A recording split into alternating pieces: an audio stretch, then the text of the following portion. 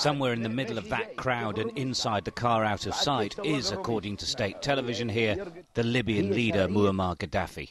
His first apparent appearance in over a week, coinciding perhaps with his diplomatic efforts to find a way out of trouble. But it's not going well. The Libyan offers have been rejected as they include Colonel Gaddafi remaining.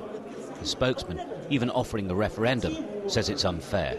Why don't government, instead of coming and say, oh, we need the leader to step down, or we need the Gaddafi family, as they call it, to leave the country? Who are you to decide what Libyans should do? Why don't people come and say, we need the Libyan people to decide whether the leader should stay or go? The fact is that with the Libyan military operation continuing against towns like Misrata and survivors brought to safety with tales of mass civilian casualties and indiscriminate bombing, it's impossible for the international community to consider a compromise.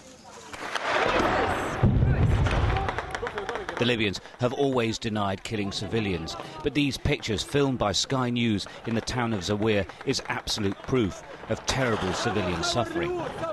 Faced with this evidence for the first time, they've conceded that innocent people have been hurt.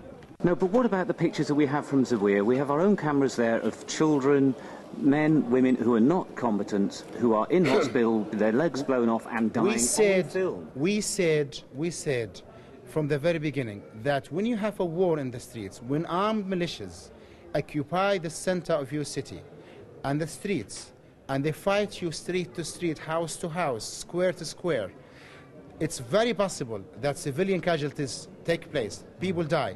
But you can't say that we are attacking civilians. In the east, of course, they are involved in a military battle for control of towns and oil terminals along the Mediterranean seaboard. The rebels, like the international community, appear to have little appetite for compromise. But Gaddafi controls the West. For now, the deadlock remains. Stuart Ramsey, Sky News, Tripoli.